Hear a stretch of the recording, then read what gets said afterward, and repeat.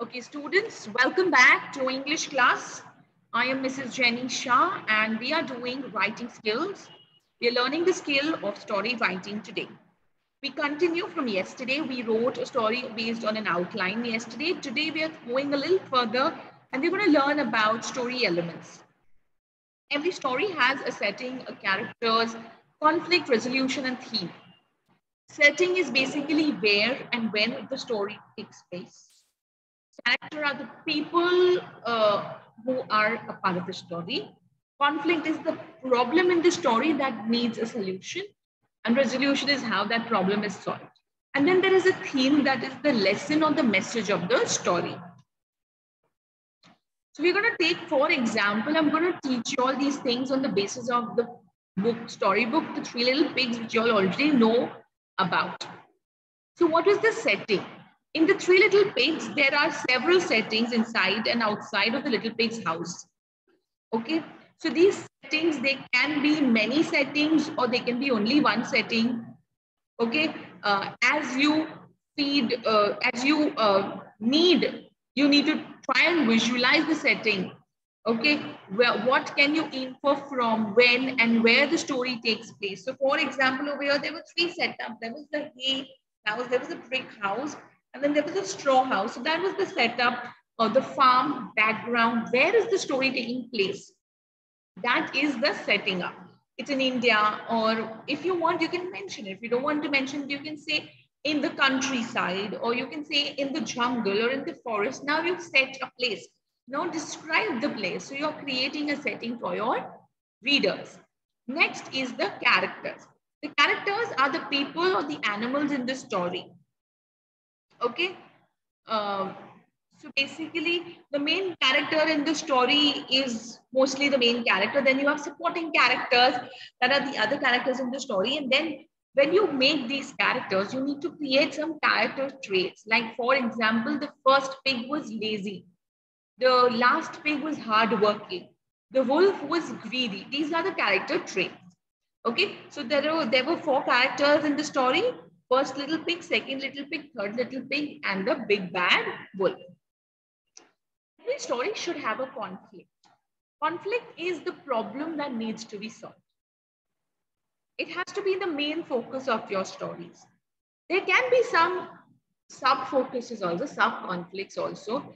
This conflict can be internal, whether it is in the person's mind, your character's mind, or you can be talking of a real conflict. Like there was a conflict in the Three Little Pigs. So, they did not have a house, and the big wolf was going to eat them up. So this was the conflict. So there can be any sort of a conflict in your story, any sort of a problem.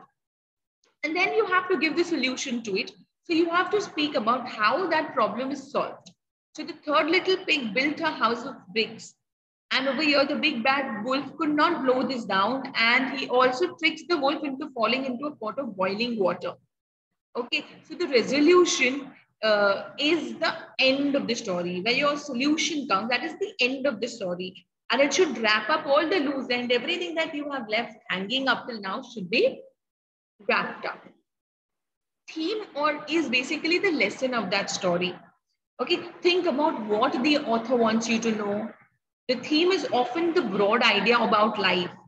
It is usually stated, it is not written. Theme of a story will never be written in words.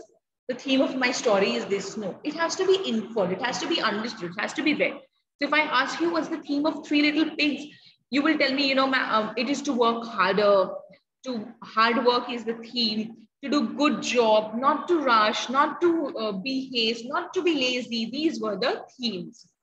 Okay, so these were the 5 elements of a story. Now, how do you start a good story?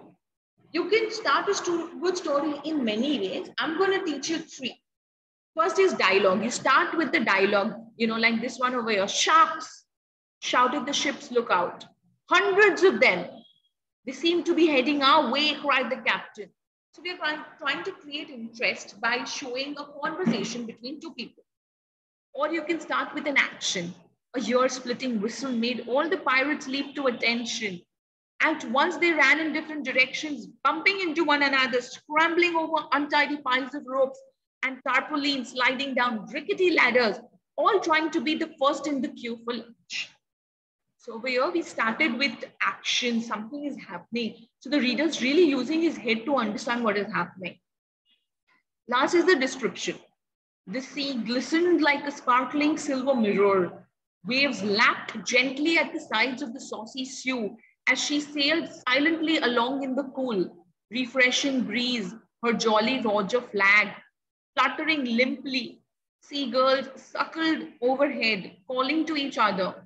No one could guess what terrible adventure lay ahead for Captain Pegleg and his crew of daring pirates. So I think this is three amazing starts of a story. How do you write an excellent story? In your story, whenever you're writing a story, you must think of who, what, how, where, when, and why. You try and include most of this into your sentence. So that little girl ran quickly. How did she run? Quickly. Who ran? Little girl. Where? To the shop. Why? To get some bread. Sorry, what? To get some bread. When? At 7 a.m. And why? So her mom can make toast. So this is excellent work. Different ways to improve your writing is alliteration. Alliteration are when two words. Alliteration is when there are two words that start with the same letter. Example, scary spiders, or slippery slugs, or creepy crawlers. Okay, then you can even use rhyme like rumble tumble, or you can of course use onomatopoeia. Those are the words that sound like the thing that they describe, like jangling, tinkling coins. Okay, then you can use simile. Simile are the ones that compare. Remember, I had told you. In simile, you can say, like the wet mud was sticky like fudge cake. Or you can use metaphor to compare things and not use the word like. So the wet mud was sticky fudge cake. Okay. What should you include in a good story? You should include events. Interesting story will always contain events. Strong, exciting plot has an unexpected event, a crisis, a problem, which needs to be sorted out by the end of the stories. And like I told you, stories can contain more than one problem because all plans can always go wrong. There could be an accident. Something or someone could get lost. A machine could break. Something important could get stolen. Any of this can happen. Story endings. Explain the result of the events or show how that problem was solved. Whenever you are ending in your resolution, this was conflict. The one before is conflict. In your resolution, you have to explain how that problem was solved. Okay, don't end with everybody going home for dinner or someone waking up and finding out it was all a dream. That's very boring. Endings usually bring the story to a full circle. So we are starting saying three scruffy pirates sat gloomily around the table in the Lord Nelson pub, staring down into their empty beer glasses. One by one, they emptied out their pockets. It seemed they had all run out of money. Then your end can be something like the pirate gang made their way down the quay to their favorite pub to celebrate their success. They had earned enough money now to buy a whole year's worth of beer and have change. So now you've tied up all the ends. You've shown the problem is solved. They're all happy. That's a beautiful ending. Okay.